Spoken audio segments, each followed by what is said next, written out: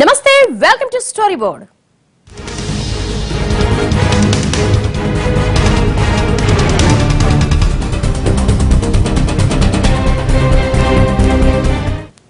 మరో మినీ భారత సంగ్రామానికి 2016 వేదికైంది. మొత్తంగా 5 రాష్ట్రాలకు జరుగుతున్న ఎన్నికలు ఆయా రాష్ట్రాల్లో అధికార ప్రతిపక్షాలకే కాదు, కేంద్రంలో కూడా అధికార బీజేపీ, ప్రతిపక్ష కాంగ్రెస్లు కూడా అదే రేంజ్ లో ఉత్కంఠ రేపుతున్నాయి. దేశంలో శక్తివంతులైన 2 మహిళా ముఖ్యమంత్రులు, దశాబ్దన్నరగా ఏకఛత్రాధిపత్యంగా పాలిస్తున్న మరో సీఎం, కుర్చీలాటలో పడుతూ లేస్తున్న ఓ పెద్ద అయినా అంత పాపులారిటీ లేని ఓ సమర్థ నాయకుడు. ఈ 5గురి భవితవ్యాన్ని ఈ ఎన్నికలు నిర్ణయించబోతున్నాయి. తమిళ తంబీల తీర్పు ఎవరి వైపు? కేరళ పీఠం దక్కేది కాంగ్రెస్ కా, కామ్రేడ్లకా? అస్సాంలో అధికార పీఠం ఎవరిది? వంగదేశంలో చరిత్ర రిపీట్ అవుతుందా? పుదుచ్చేరిలో అధికారం ఎవరి వశం? 5 రాష్ట్రాల ఎన్నికల మినీ మహాభారతం. 5 ఏళ్ల క్రితం ఈ 5 రాష్ట్రాల్లో ఎన్నికల నోటిఫికేషన్ వచ్చినప్పుడు దేశంలో ఎవరూ పెద్దగా పట్టించుకోలేదు. కానీ ఆ ఏడాది మండు వేసవిలో వచ్చిన ఎన్నికల ఫలితాలు సంచలనాలకు కేంద్ర బిందువులయ్యాయి. తమిళనాట 2 ఆకుల గుర్తు గెలుపు మోత మోగించింది. ఇక ఏకఛత్రాధిపత్యంగా ఎర్రదండు ఏలిన వంగదేశపు కంచుకోటను గడ్డిపూలు పెకిలించేశాయి. 2 అసాధారణంగా విజయం సాధించిన అసాధారణ మహిళలే. ఒకరు తమిళనాడు సీఎం జయలలిత, మరొకరు పశ్చిమ బెంగాల్ ముఖ్యమంత్రి మమతా బెనర్జీ. ఇప్పుడు ఈ 2 తమ అధికారాన్ని నిలబెట్టుకోవటానికి విశ్వ ప్రయత్నాలు చేస్తున్నారు. కరడు కట్టిన కామ్రేడ్లతో తలపడుతోంది ఒకరైతే, 50 ఏళ్లుగా రాజకీయాల్లో పాతుకుపోయిన ఓ కురు రాజకీయ ఉద్దండుణ్ణి ఢీకొడుతోంది మరొకరు.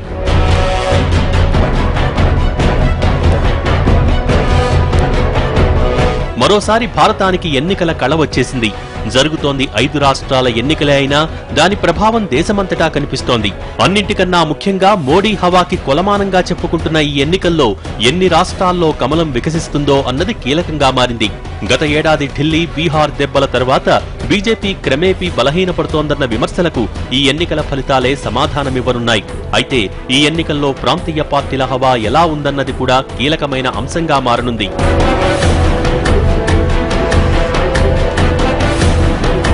ఇప్పటికే కొన్ని రాష్ట్రాల్లో ఎన్నికలు మొదలయ్యాయి.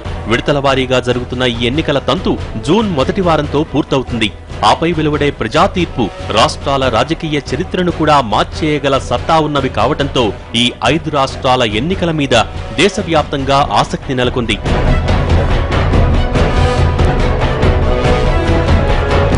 ఇక ఈ 5 రాష్ట్రాల్లో అతి ప్రధానమైన రాష్ట్రాలు తమిళనాడు, పశ్చిమ బెంగాల్. ఈ 2 రాష్ట్రాల్లో పశ్చిమ బెంగాల్లో 7 విడతలుగా పోలింగ్ నిర్వహించనుండగా తమిళనాడులో మాత్రం 234 అసెంబ్లీ స్థానాలకు మే 16న ఒకే రోజు ఎన్నికలు నిర్వహించనున్నారు. ఏప్రిల్ 4న మొదలైన బెంగాల్ ఎన్నికల ప్రక్రియలో ఇంకా 6-7 దశల పోలింగ్ మిగిలి ఉంది. ఇప్పటి వరకు జరిగిన 5 దశల ఎన్నికల్లో చాలా హింసాత్మక ఘటనలు చోటు చేసుకున్నా విజయం మీద కామ్రేడ్లు, మమత ఎవరికి వారే ధీమాగా ఉన్నారు. తమిళనాడు రాజకీయాలంటే డీఎంకే, అన్నా డీఎంకే మాత్రమే. ఈ 2 ద్రవిడ పార్టీల మధ్య అధికార మార్పిడికే ఎన్నికలు అన్నది వాస్తవ చరిత్ర. తమిళనాట మరో 6 పార్టీలు ఉన్నా అవన్నీ ఎవరితో ఒకరితో కలిసి వెళ్లక తప్పని పరిస్థితి. గతంలో డీఎంకేని ఢీకొట్టేందుకు పురచ్చి తలైవితో డీఎండీకే కలిసి వెళ్లి అధికార పీఠం దక్కించుకుంది. గెలిచాక అమ్మ బలం రెట్టింపైంది. ఇప్పుడు తమిళనాట జయలలితది తిరుగులేని శక్తిగా ఉంది. సార్వత్రిక ఎన్నికల్లో దేశమంతటా మోడీ గాలి వీచినా తమిళనాట పురచ్చి తలైవికి మాత్రమే ఓట్లు పడ్డాయి. ఈ ఎన్నికల్లో 37 ఎంపీ సీట్లు గెలిచి తన సత్తా ఏంటో చూపించిన జయలలిత ఇప్పుడు అదే ఫలితాలు అసెంబ్లీ ఎన్నికల్లోనూ రాబట్టుకునేందుకు సిద్ధమవుతున్నారు. దురదృష్టవశాత్తు తమిళనాడు పరిస్థితి ఏంటంటే అక్కడ డిఎంకే, ఏఐడిఎంకేకి సరైనటువంటి ఒక ప్రత్యామ్నాయం అభివృద్ధి చెందకపోవటం అనేటువంటిది కనిపిస్తుంది మనకి. డిఎంకే నుంచి, ఏఐడిఎంకే నుంచి, వీటి నుంచి వచ్చినటువంటి పార్టీలు, ద్రవిడ కజగం పార్టీలు ఏవి కూడా ఒక స్థిరమైనటువంటి నాయకుడు, స్పష్టత కలిగినటువంటి పార్టీలుగా ఏమీ కనిపించవు. ఆ నాయకత్వం అనేటువంటిది ఏదన్నా ఉంటే అది ఏఐడిఎంకేకి, డిఎంకేకు ఉంటుంది. మిగతా పార్టీలకు ఆ పరిస్థితి లేదు. బీజేపీ అక్కడ ఏ విధమైనటువంటి రాజకీయ ఇన్ఫ్లుయెన్స్ చూపించగలిగిన పరిస్థితుల్లో లేదు. కాంగ్రెస్ యొక్క ప్రతిష్ట కూడా నామమాత్రంగా ఉంది, దాని బలం కూడా నామమాత్రంగానే ఉంది అక్కడ. సో ఈ పరిస్థితుల్లో పోటీ ప్రధానంగా ఏఐడిఎంకే, డిఎంకే మధ్యనే ఉండేటువంటి అవకాశం ఉంది. ఇక ప్రచారంలో మాత్రం కరుణానిధి ఏమాత్రం వెనక్కి తగ్గటం లేదు. కనీ విని ఎరుగని రీతిలో మేనిఫెస్టో ప్రకటించి అమ్మకన్నా ఎక్కువగా నిలబడాలని విశ్వ ప్రయత్నం చేస్తున్నాడు. నిజానికి ఈ ఎన్నికలు కరుణానిధికి అత్యవసరం. ఇప్పటికే సెంచరీకి చేరువవుతున్న కరుణానిధి ఈసారి పార్టీని గెలిపించకపోతే తర్వాత పార్టీ బలహీనమైపోవటం ఖాయంగా కనిపిస్తోంది. అందుకే డీఎంకే నేతలు ఈ ఎన్నికల్లో సర్వశక్తులు ఒడ్డుతున్నారు. కానీ డీఎంకేకి భయపెడుతున్న అతిపెద్ద సమస్యగా జయలలిత సంక్షేమ పథకాలు అడ్డుపడుతున్నాయి. అమ్మ క్యాంటీన్లు, అమ్మ నీరు, అమ్మ ఫ్యాన్లు, అమ్మ ఫోన్లు అంటూ అన్నీ ఫ్రీగా ఇచ్చేయటంతో జనమంతా జయవైపు మొగ్గు చూపుతారేమో అన్న భయం డీఎంకే నేతల్ని వెన్నాడుతోంది. డీఎంకే బలహీనంగా ఉండటం, కరుణానిధి అనారోగ్యం, వారసుల మధ్య ఆధిపత్య పోరు ఇవన్నీ జయకి కలిసొచ్చే అంశాలే. అందుకోసమే డీఎంకే ఈసారి కాస్తంత చెయ్యి తోడు తీసుకుంది. కాంగ్రెస్ తో పొత్తు పెట్టుకున్నా సీట్ల పంపకంలో మాత్రం తనదే పైచేయిగా ఉండేలా జాగ్రత్త పడింది. జయను ఇరుకున పెట్టేందుకు మద్యపాన నిషేధం, గత ఏడాది చెన్నై వరదల్ని అస్త్రాలుగా ప్రయోగిస్తున్నా అమ్మ పథకాల ముందు అవన్నీ నిలబడతాయా లేదా అన్నది మాత్రం అనుమానమే. ఆమె ఓడిపోవచ్చు, ఆమె ఇన్కమ్ ట్యాక్స్ నోటీసులు ఇచ్చినారు, ఆమె కోర్టులు తినేసింది, దానికి లెక్కలు లేవు, అయినా సరే కొట్టేసింది సుప్రీంకోర్టు. కానీ జనంలో కసి ఉంది కాబట్టి ఈసారి ఆమెను ఓడించవచ్చును. కరుణానిధి రావచ్చు. కరుణానిధి మళ్ళీ అదే పని, 30% అధికారంలో ఉన్న పార్టీ లంచం తప్పులు పనులు చేసి, అవినీతి పనులు చేసి 70% తను తీసుకుని 30% తంబి, అంటే అది ఎవరైనా కావచ్చు, అధికారంలో లేని వాళ్ళు ప్రతిపక్షాలు ఆ తంబికి ఇచ్చేది అలవాటు ఉంది. అన్నాదురై కావచ్చు, కరుణానిధి కావచ్చు, వాళ్ళు 70% తీసుకుంటారు, ప్రతిపక్షంలో వాళ్ళకి 30% ఇస్తారు. అంత అవినీతి ఓపెన్గా నడుస్తుంది ఆ స్టేట్స్లో. దానికోసం కొట్టుకుంటారు, తిట్టుకుంటారు, రాస్తారు, రోకోలు చేస్తారు. జయలలిత జైలుకు పోతే ఆమెను ఆపచూస్తారు. ఇట్లాంటివన్నీ చాలా డ్రామాలు నడిచే పార్టీ కాబట్టి ఈ డ్రామాలు ఈసారి నడవకపోవచ్చు. ఈసారి ఆమె ఓడిపోవచ్చు. కరుణానిధి మళ్ళీ 90, 80, 100 కూడా సమాధుల్లో లేచి వచ్చి ఆయన ముఖ్యమంత్రి కావడానికి ప్రయత్నాలు చేయొచ్చు. ఇక డీఎండీకే విజయకాంత్ కూడా శక్తివంచన లేకుండా ప్రచారంలో దూసుకుపోతూనే ఉన్నారు. గతంలో కన్నా కాస్తంత బలపడ్డా భవిష్యత్తులో నిలదొక్కుకోవచ్చన్నది ఈ కెప్టెన్ వ్యూహం. ఇక ఎండీఎంకే, బీజేపీలు ఎలాగైనా ఇక్కడ పాగా వెయ్యాలని విశ్వ ప్రయత్నాలు చేస్తున్నాయి. ప్రస్తుతానికి ఎవరూ ఉచిత పథకాల గురించి నోరిప్పలేదు. ఒకరు ప్రకటించాక దాన్ని మించేలా తాము ప్రకటించాలన్న ఆలోచనలో ఉన్నారు. అయితే ఆ ఫ్రీ పథకాల ప్రకటనలు కూడా ఎన్నికల ఫలితాలను మార్చే అవకాశాలు ఉన్నాయి.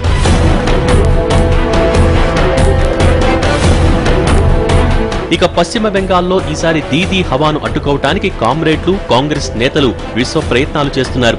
గత ఎన్నికల్లో దీదీ ప్రభంజనం ఇప్పటికీ వాళ్ల కళ్లల్లో కదలాడుతోంది. దీనికి తోడు గడిచిన 5 ఏళ్లు దీదీ సాధారణ జీవన శైలి కూడా కామ్రేడ్లను భయపెడుతోంది. అందుకే ఈసారి మమతను ఎలాగైనా కట్టడి చేయాలన్న వ్యూహంలో ఉన్నాయి. నక్సల్స్ ప్రభావం ఎక్కువగా ఉన్న ఈ రాష్ట్రంలో 7 విడతల్లో ఎన్నికలు జరుపుతున్నా ఇప్పటికే ప్రతి విడతలోనూ హింస చోటు చేసుకుంటూనే ఉంది. దీన్ని కూడా ఎవరికి వారు తమ ప్రచారాస్త్రంగా మార్చుకుంటున్నారు. అది ఏవైతే కాంగ్రెస్ తోటి వాళ్ళు బయటకు వచ్చారో యూపీఏ నుంచి, మళ్ళీ అదే కాంగ్రెస్ పొత్తు పెట్టుకోవటం అక్కడ వాళ్ళ దిగజారుతనాన్ని తేటతెల్లం చేస్తోంది. అయినా కమ్యూనిస్టు కంచుకోవటం కొన్ని వీళ్ళతో కూడా ఉన్నటువంటి పరిస్థితి ఉంది. మమతా బెనర్జీ మీద అక్కడ ప్రజల్లో కొంచెం అసంతృప్తి ఉన్నది. ఆవిడ చేస్తున్న పనుల మీద వ్యతిరేకత ఉన్నది. అక్కడ జయలలిత కానీ, అక్కడ మమతా బెనర్జీ కానీ, వీళ్ళిద్దరూ ఒంటెత్తు పొగలతో ఉన్నటువంటి వాళ్ళు. వీళ్ళిద్దరూ కూడా అక్కడ ఉన్న ప్రజల్ని ఒక విధమైనటువంటి ఎన్నికల ప్రణాళికతోటి, ఒక కట్టడి చేసేటువంటి విధానంతో వాళ్ళు ఉన్నారు. కాబట్టి ఈసారికి వాళ్ళకి ఎదురైనటువంటి దెబ్బలు ఎదురు కావచ్చే అవకాశం ఉంది. కానీ మమతా బెనర్జీకే ఎక్కువ అవకాశాలు ఉన్నట్టు గాలి వీస్తుందనేటువంటి ఇప్పుడు వస్తున్న వార్తలను బట్టి కూడా అనిపిస్తుంది. మమతా పాలనలో వైఫల్యాలను టార్గెట్ చేస్తూ వెళ్తున్నారు కమ్యూనిస్టులు.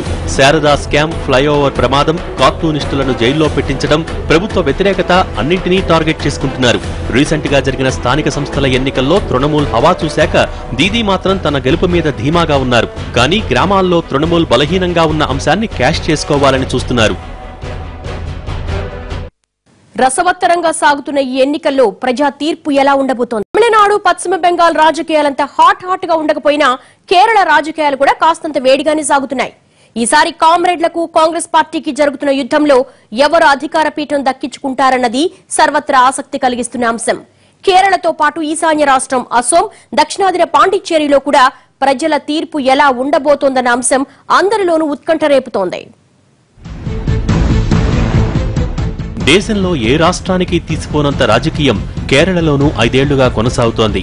కామ్రేడ్ల కూటమి, కాంగ్రెస్ కూటమి మధ్య ఆధిపత్య పోరు, అధికార పోరు ఇప్పటిది కాదు. ఎన్నికలు సమీపిస్తున్న తరుణంలో గడిచిన ఏడాదిలో కేరళలో రాజకీయ పరిణామాలు సమీకరణలు ఊహించని విధంగా మారుతున్నాయి. ఇన్నాళ్లు అవినీతికి కాస్తంత దూరంగా ఉంటుందన్న ముద్ర వేయించుకున్న కేరళలో అక్రమాలు, నేతల అవినీతి బయటపడింది. ఇక మత కలహాలు కామనైపోయాయి. ఇవన్నీ ఈ ఎన్నికల్లో కీలకంగా ప్రభావం చూపించనున్నాయి. అధికార యూడీఎఫ్ కూటమి అధినేత ముఖ్యమంత్రి ఉమెన్ చాందీ కేబినెట్ లో సగానికి పైగా మంత్రులు సోలార్ స్కామ్ లో దోషులుగా నిలబడ్డారు. ఇప్పుడు వీళ్లందరి అవినీతి రాష్ట్ర ప్రభుత్వ పరువును బజారుకు ఇచ్చింది.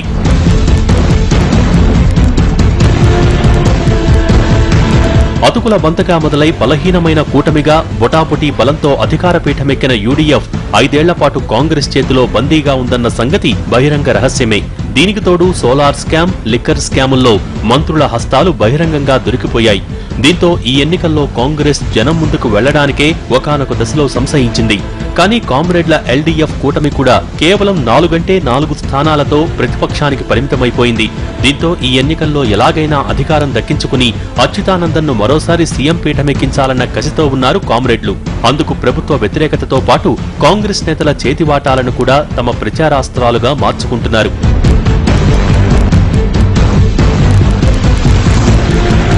తమిళనాడు ఎన్నికలు జరిగిన నాడే మే 16న ఇక్కడ కూడా ఎన్నికలు జరగనున్నాయి. ఈసారి అధికారం ఎలాగైనా దక్కించుకోవాలన్న ఆలోచనలో రెండు కూటములు హోరాహోరీగా ప్రచారంలో దూసుకెళ్తున్నాయి.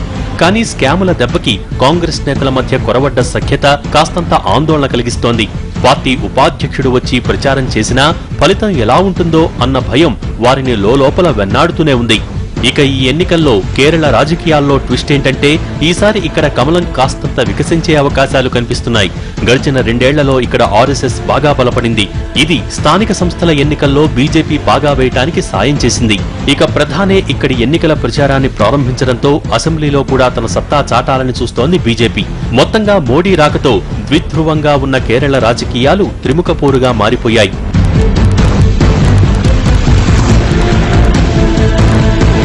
ఇక ఈశాన్య రాష్ట్రాల్లో పెద్దదైన అసోంలో కూడా ఎన్నికల వేడి రాజుకుంది. పార్టీలు విజయం కోసం విస్తృతంగా ప్రచారంలో తలమునకలై ఉన్నాయి. ఇప్పటికే ఇక్కడ హ్యాట్రిక్ విజయంతో ఉన్న కాంగ్రెస్ దాన్ని మరో 5 ఏళ్లు కొనసాగించాలన్న జోష్ మీద ఉంది. ఇక్కడ 4వ సారి కూడా పీఠమెక్కి రికార్డు సృష్టించాలన్న ఊపులో ఉన్నారు సీఎం తరుణ్ గొగోయ్. ఇక కాంగ్రెస్ ముక్త భారత్ నినాదంతో ఉన్న కమలనాథులకు మాత్రం ఇక్కడ బాగా వేయటం కష్టంగానే కనిపిస్తోంది. అయినా సరే భయాన్ని లోపలే దాచుకుని జోరుగా ప్రచారం చేస్తున్నారు. గతంలో కన్నా ఇక్కడ బీజేపీ కాస్తంత బలపడ్డా కాంగ్రెస్ ని ఢీకొట్టే స్థాయిలో పుంజుకోలేదు. ఇక అసోం గణ పరిషత్ కూడా పీఠం దక్కించుకోవడం కోసం అలుపెరగని పోరాటం చేస్తూనే ఉంది. ఇందుకు వ్యూహాత్మకంగా కమలనాథులతో కలిసి వెళ్తున్నా ప్రచారంలో మాత్రం తన స్ట్రాటజీలే అమలు చేసుకుంటూ వస్తోంది. దశాబ్దాలుగా కాంగ్రెస్ కి ఈశాన్య రాష్ట్రాలు పెట్టని కోటగా ఉన్నాయి. ఈసారైనా ఇక్కడ కాషాయ జెండా ఎగరేయాలని బీజేపీ ఉవ్విళ్లూరుతోంది.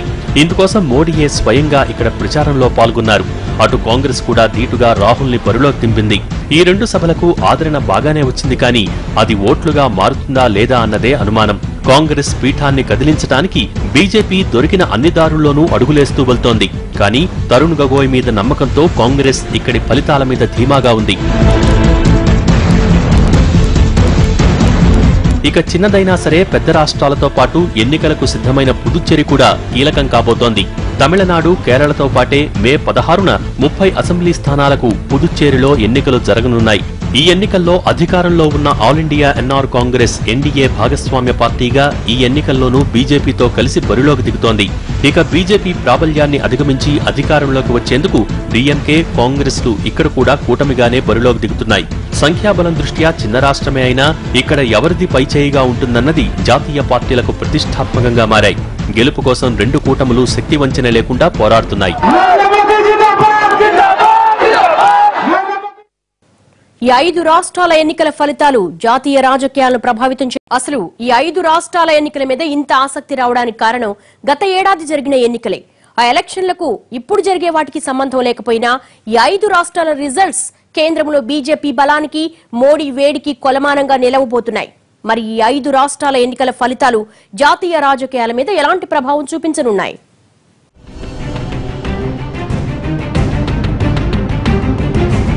2014 సార్వత్రిక ఎన్నికలు దేశ రాజకీయాలను సమూలంగా మార్చేశాయి.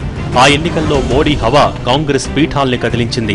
అయితే ఆ హవా ఇంకా అలాగే ఉందంటూ కమలనాథులు చేస్తున్న హంగామాను గత ఏడాది జరిగిన ఢిల్లీ ఎన్నికలు దెబ్బకొట్టాయి. అప్పటి వరకు రాష్ట్రాల అసెంబ్లీ ఎన్నికల్లో కూడా బీజేపీ జెండా ఎగురుతూ వచ్చింది. దీంతో కాంగ్రెస్ ముక్త భారత్ అంటూ బీజేపీ జబ్బలు చరుచుకుంది. కానీ ఈ జోరుకు ఢిల్లీ ఎన్నికలు బ్రేకులు వేశాయి. అయితే ఢిల్లీని ప్రత్యేక కోణంలో చూపిస్తూ తమ వైఫల్యాన్ని కప్పిపుచ్చుకున్న కమలనాథులకు బీహార్ ఎన్నికలు నోట మాట రాకుండా చేశాయి. బీహార్ ఎన్నికల తర్వాత బీజేపీ అధ్యక్ష పీఠానికే ఎసరొచ్చింది. మోడీ షా ద్వయం మీద కమలదళ అగ్రనాయకులంతా లేఖాస్త్రాలు సంధించారు. ఓటమికి ఆ ఇద్దరినే బాధ్యులుగా చేశారు.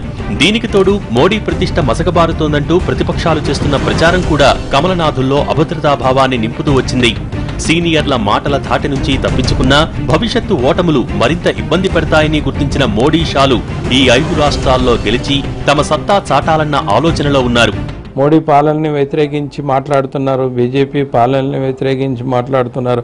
ఇటీవలే నిన్ననే ఒక పార్లమెంట్ సభ్యుడు, బీహార్ నుంచి ఎన్నికైనటువంటి పార్లమెంట్ సభ్యుడు, రిలయన్స్కి ఈ పార్టీ చాలా అనుకూలంగా ఉంది, ప్రభుత్వం అనుకూలంగా ఉంది, కాంగ్రెస్ ప్రభుత్వం ఎట్లా ఉండిందో బీజేపీ ప్రభుత్వం కూడా అదే విధంగా ఉంది అని చెప్పేసి అన్నారు. శత్రుఘ్న సిన్హా, అతను బాగా మన ఆజాద్, కీర్తి ఆజాద్, ఇటువంటి వాళ్ళు కూడా సాటిస్ఫైయింగ్గా లేరు. బీజేపీలో కూడా మోడీ పరిపాలన పట్ల పూర్తి సంతృప్తి విదిన్ పార్టీలో కూడా మనం కనిపించదు. కనుక ఈ ఎన్నికల తర్వాత డెఫినెట్గా మోడీ పాలన మీద, మోడీ సామర్థ్యం మీద తప్పనిసరిగా దాని ప్రభావం ఉంటుంది. ఇది అనుకున్నంత సులువేమీ కాదు. ఎందుకంటే ఎన్నికలు జరుగుతున్న 5 రాష్ట్రాల్లో ఒక్క దాంట్లోనూ బీజేపీ అధికారంలో లేదు. కనీసం బలంగా కాదు కదా, ఒక మోస్తరుగా కూడా లేదు. తమిళనాడులో ఆ 2 పార్టీల మధ్య బీజేపీ నిలబడలేకపోయింది. ఇక పశ్చిమ బెంగాల్, కేరళలో ఇతర పార్టీలు ఎర్ర జెండాల జోరులో కాషాయి జెండా ఎగరలేకపోయింది.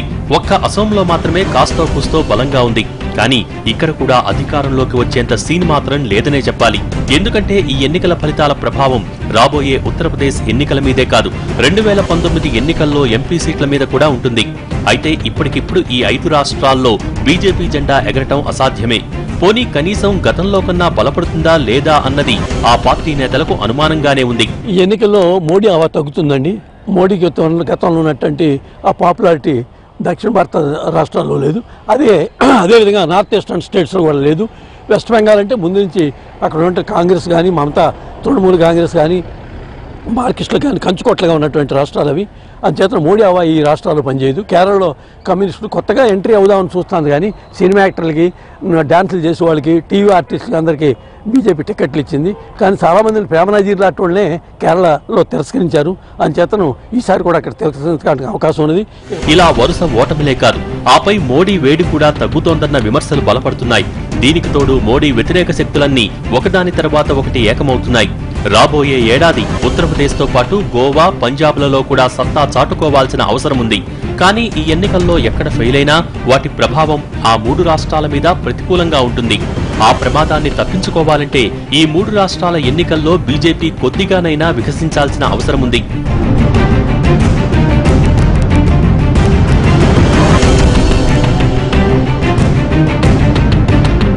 అయితే ఈ ఎన్నికలు ఒక్క మోడీకే కాదు, కాంగ్రెస్ కి కూడా ప్రతిష్టాత్మకమే. ఎందుకంటే సార్వత్రిక ఎన్నికల్లో దాదాపుగా భూస్థాపితమైపోయిన కాంగ్రెస్ పార్టీ గడిచిన 2 ఏళ్లలో మళ్లీ ఎక్కడా పుంజుకున్నది లేదు. బీహార్ ఎన్నికల్లో గౌరవప్రదమైన సీట్లు దక్కించుకున్నా అది మహాకూటమి ఖాతాలోకే వెళ్లిపోయాయి. దీంతో ఇప్పుడు ఈ 5 రాష్ట్రాల ఎన్నికల్లో గెలిచి నిలబడాలని చూస్తోంది. విధిలేని పరిస్థితుల్లో తమిళనాడు, కేరళ, పాండిచ్చేరిల్లో పొత్తుల కత్తులు దూస్తోంది. ఇటు కేరళలో కామ్రేడ్లతో చేతులు కలిపి వెళ్తూనే అదే టైంలో పశ్చిమ బెంగాల్లో మాత్రం సై అంటే సై అంటోంది. మరి ఈ డ్యూయల్ స్ట్రాటజీని ప్రజలు ఎలా అంగీకరిస్తారు అన్నది వేచి చూడాలి. ఇక 15 ఏళ్లుగా అధికారంలో ఉన్న అసోంలో ఇప్పుడిప్పుడే కాంగ్రెస్ మీద వ్యతిరేకత పెరుగుతూ వస్తోంది. ఇక కేరళలోనూ అవినీతి మరకలతో చేటు తెచ్చుకుంది. ఈ ఎన్నికల ఫలితాలన్నీ రాహుల్ గాంధీ రాజకీయ భవిష్యత్తుకు ముడిపడి ఉన్న అంశాలు. ఎందుకంటే కాంగ్రెస్ అధ్యక్షుడిగా రాహుల్ పట్టాభిషేకానికి ఈ 5 రాష్ట్రాల ఎన్నికలు కొలమానం కాబోతున్నాయి. ఇలా మొత్తంగా 5 రాష్ట్రాల ఎన్నికలు జాతీయ స్థాయిలో ప్రభావం చూపడమే కాదు, కేంద్ర రాజకీయాలను, జాతీయ పార్టీల అధ్యక్ష పీఠాలను కదిలించబోతున్నాయి. మరి ప్రజల తీర్పు ఎలా ఉందో వేచి చూడాల్సిందే. ఇది వాళ్ళ స్టోరీ బోర్డ్. మరంశంతో మళ్ళీ కలుద్దాం. నమస్తే.